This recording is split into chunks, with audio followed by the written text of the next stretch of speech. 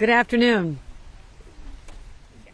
Just 48 hours ago, this beautiful, tight-knit community filled with love and friendship and neighbors experienced the unthinkable. This whole region, home to hard-working families, people building their dreams, some incredible place like Corning Glass, not far from here, wineries. Some call it the birth of aviation, right? This story is known, this community is known for so much.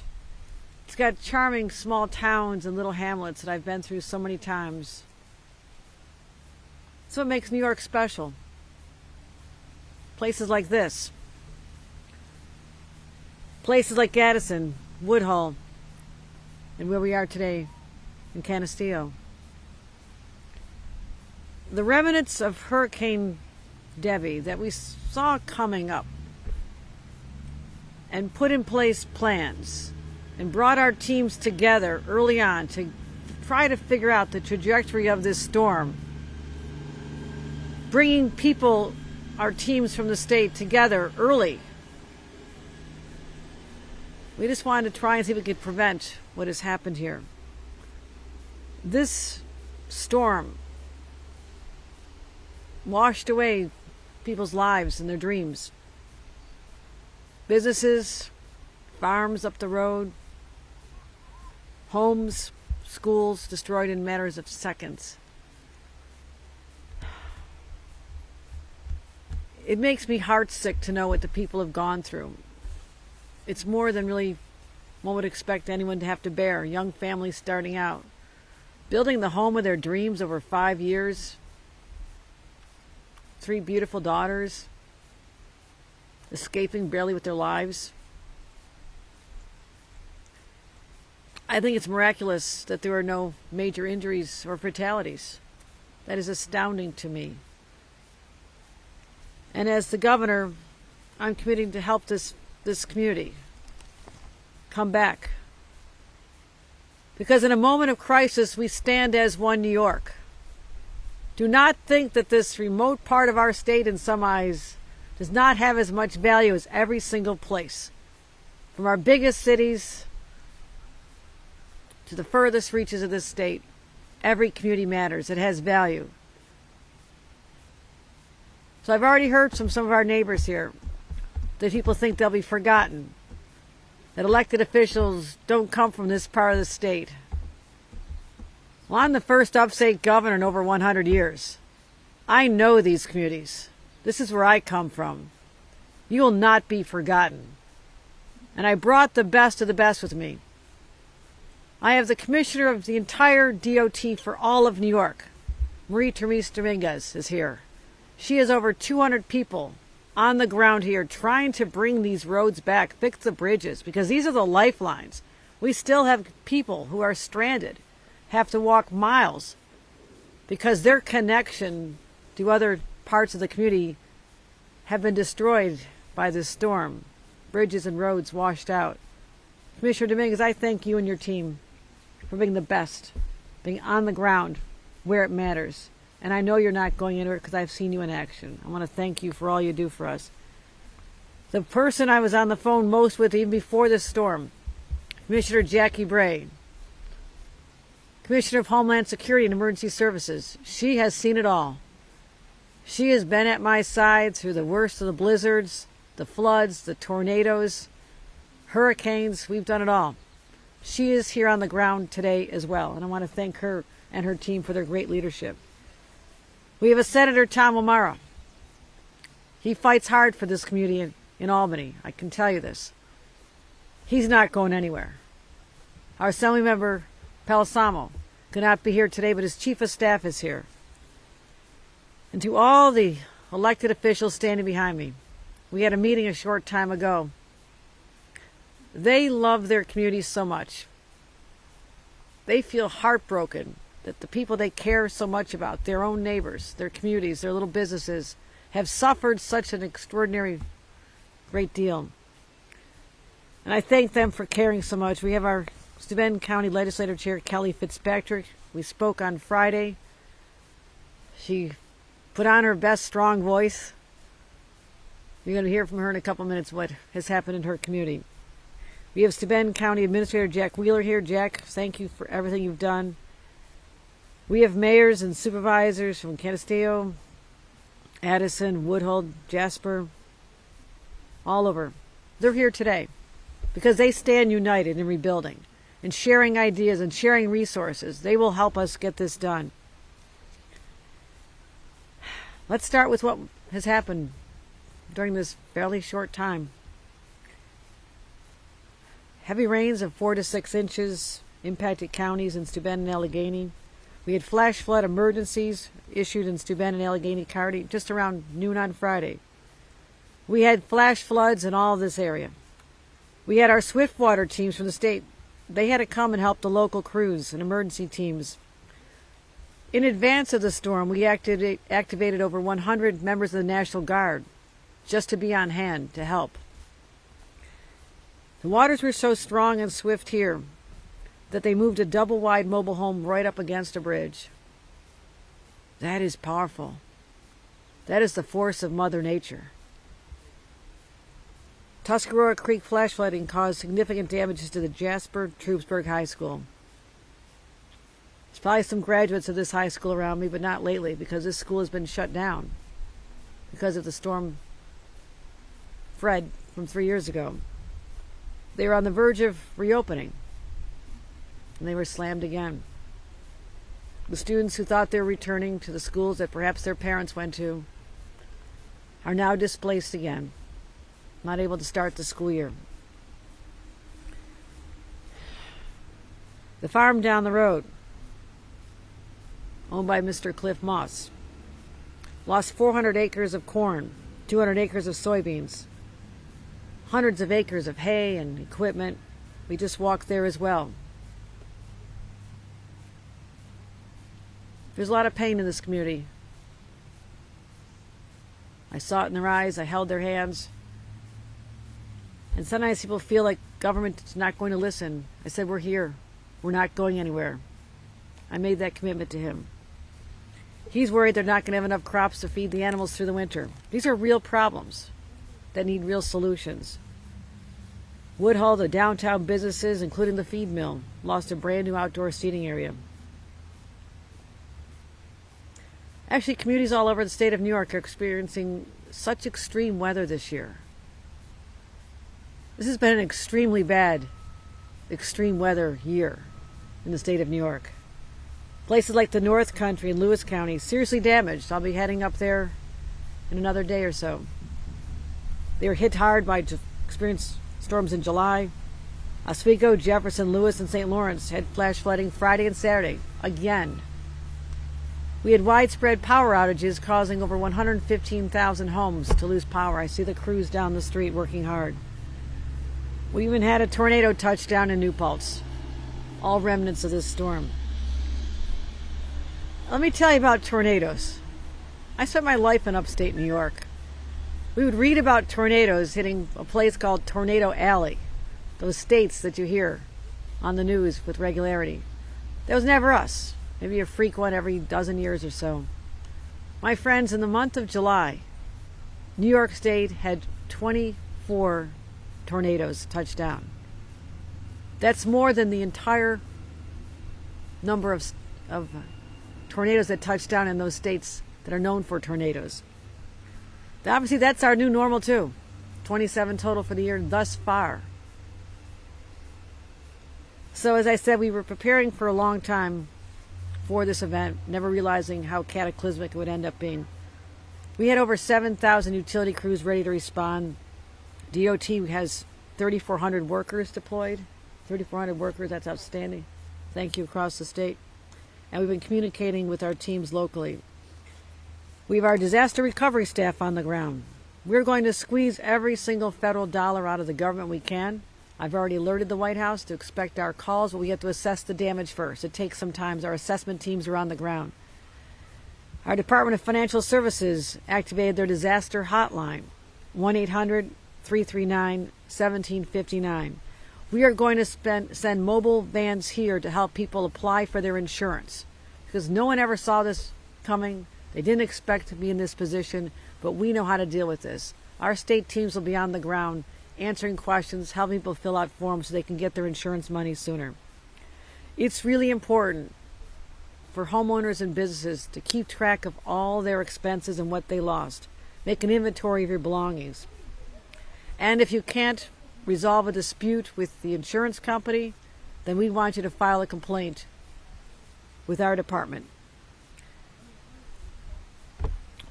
But I also said we have to give people more help, just to get back on their feet while they're waiting for that insurance, while we're trying to get our lives back in order.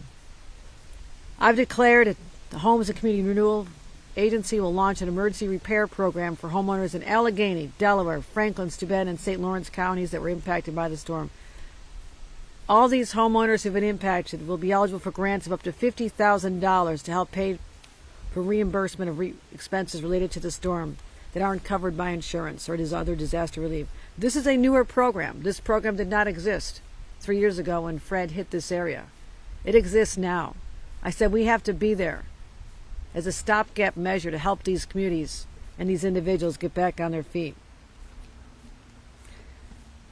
I always brag about New York. I think it's an incredible state, especially parts of it like this. They're so tight-knit, so caring. I say we're historic in many respects. I never wanted to be historic in the extreme weather category, though. But as I mentioned, we've had an historic number of tornadoes, historic flooding, historic extreme heat. And we haven't hit the winter yet. We have historic snowfall. We've had it the last couple of years. I don't like making history like that. But this is our new normal. And we must build up the resiliency, survey our infrastructure, and make sure that we're ready for the next storm, because they are not 1,000-year events anymore. They're not 100-year events. They're happening with regularity in places people never thought they would. This area was just hit 3 years ago. It was hit again, even worse than before. We cannot be back here 1 to 2, 3 years again from now, having a press conference on this site and saying more should have been done. And that's what this commitment is. That's what our commitment is. Keeping New Yorkers safe and healthy is my top priorities. And that's a commitment we will not break. We are here and we're not going anywhere. And with that, I want to turn it over to County Legislative Chair Kelly Fitzpatrick to get some of her reflections. Thank you very much. I can't begin to tell you, Governor Hochul, how grateful we are for you visiting us and for you sending your resources and your team to help our area. It means the world to us. It means the world to all of these communities. Government is for the people and by the people. And the actions and the work that we are doing today are going to show that. I hope that we can look at ways to improve our infrastructure so that we can make these events, when they occur, less damaging. We need to reassure the people that live in these communities that we are going to be here for them. We are going to help them recover, and we are going to do everything in our power to see that they can get and build their lives again. We want people to enjoy living in small town New York. We want these communities to thrive, and this is a very important step in making that happen. The other thing that we need to do is to be eternally grateful for our emergency service staff, our police forces, our fire departments, and all those people who train every single day and put their lives on the line to help those who get in trouble in these situations and help keep us safe. I am eternally grateful for the work that they do, and many of them are volunteers. They do this out of the love in their heart for their community. There was a spark in so many people that we talked to today, and I know that they're hurting, that their businesses or their homes have been torn apart, but there is a spark inside all of us that we are not going to give up. We are not going to give up our businesses. We're not going to give up our homes. We are not going to give up on our communities. And the support that we are going to get from the state is going to make a huge difference, and we appreciate it so much. Thank you. Thank you very much. So, do you want to say a word or two? I just want to say thank you, Governor, for being here so quickly. This is a devastating event that we had here with Debby rolling through, very similar to Fred rolling through 3 years ago. The resilience of these communities has been amazing. The outpouring of support from neighbors, from strangers, frankly, from the Amish community, helping across this region to help people get back on their feet. It's a strong community. You being here means so much to everyone, me included, but particularly those that have been impacted by this devastation, and that the relief that you're here to provide for these individuals and these small businesses moving forward to get back on their feet, to be able to sustain their lives here, where we know this is one of the most beautiful places on earth to live, to raise a family, to work, to farm. It's a great community. We're all together. We're all in this together, and we're happy to have you here with us today. Thank you. Senator. Thank you. We may be damaged, but we're not broken. We will rebuild. And I want to thank all the teams that have been part of the emergency services, local police and fire, my state police. I saw lots of videos of these state police officers arriving, being there, literally trying to help save people's lives. And so we are blessed to have incredible individuals who work so hard every day to keep us safe. With that, I'll take some questions. I'll bring my commissioners up in case there's any questions that they... Questions from the press? John?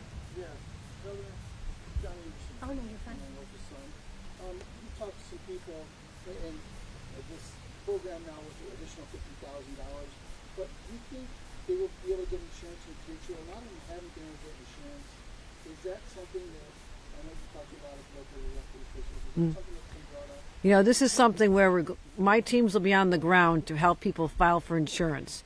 If they are denied, I want complaints filed with the Department of Financial Services to find out why they be denying them. But the question of getting insurance overall is an important one, and I know it's more difficult in flood areas. Commissioner, anything on the insurance? Just that we're still in the middle of assessing both damage and what insurance will and won't cover. Obviously, across the country, we've seen major challenges with insurance markets. It hasn't hit as hard in New York. That might start to change, but between the Department of Financial Services and my team, we're going to make sure folks get what they deserve. My question for the DOT, obviously you have a lot of paid people who are working, but what do you think about the volunteers in this region? Because this is really a volunteer area. Right. Stepped up and Well, as the governor mentioned, DOT has right now just our regional resources. We have over 200 personnel responding and working hand in glove with a number of the local communities here, especially here in Canisteo. We're doing damage assessments to really understand what the road and bridge conditions are, and we'll work to make sure that everybody has a safe and passable transportation system moving forward. Brian, did you have a question? no. Okay, all right. Governor Hochul, Lisa Solozano, WEMY News. I'm just wondering, people on Woodhull obviously have mentioned a lot about this happening 3 years ago. You mentioned it as well. They're wondering about management of bodies of water. They're talking about clearing out debris, wondering about that, and they're talking about taking action to, help prevent this from happening again like it did with Fred and Debby. Is there anything being done along those lines? Yeah, we're taking back a lot of the feedback we received from our elected officials on the challenge of keeping these streams clear in advance of the storms, because you can mitigate and perhaps lessen the impacts if you do not have this vegetation, down trees, debris that is accumulating, particularly at these bridges that jam up and create the conditions that allow for the flooding. So this is an issue we've talked about already. We're going back to our capital, and we're going to be intensely trying to find solutions to this so we do not see a repeat of this stemming from not the community's inability to be able to clean up the debris. So it's very much top of mind for us. Last one, Brian. Okay, Governor Hochul, any thoughts on how long the process would last, how long it would take for you to get all the information from President Joe Biden so he can make a decision with FEMA? There is some time involved only because the communities have to do their full assessment. So I would say that's the lengthier part of time that's involved. The White House has been very responsive. I mean, I've just been talking to them about the damage we had back in July. I remember we had one blizzard. I had a call within 24 hours. So we have strong relationships that are very fruitful for us in a time of a crisis. But the commissioner will be able to give you an estimate of how long it traditionally takes for a community to get the numbers that we have to put in for. You have to see if you meet the threshold. I suspect we will. We'll hit the threshold, but that has to all be calculated. Anything on the time? Yeah, so we have to add the damage assessments here to the damage assessments primarily in St. Lawrence. If we meet that threshold, that'll go faster. And so 2 weeks, 3 weeks, we have up to 30 days to make that request. But our teams hit the ground on Tuesday. So our teams will be physically here on Tuesday tabulating up what we think this will cost. And as soon as we meet that threshold, it's $37.5 million for the state. As soon as we meet that threshold, the governor will request. I think it's also important to note that this is a calculation of the impact of one storm event, not just one community, not just one county. So we are able to add up what happened, where I'll be heading in a couple of days up to St. Lawrence County and having the accumulated number, which I'm sure will certainly make it easier to hit that threshold. So, all right. Thank you, everyone. All right, thank you. We appreciate you coming out. Thank you. Thank you. All right. Kathy, Appreciate it. would you take a picture? Of course I'll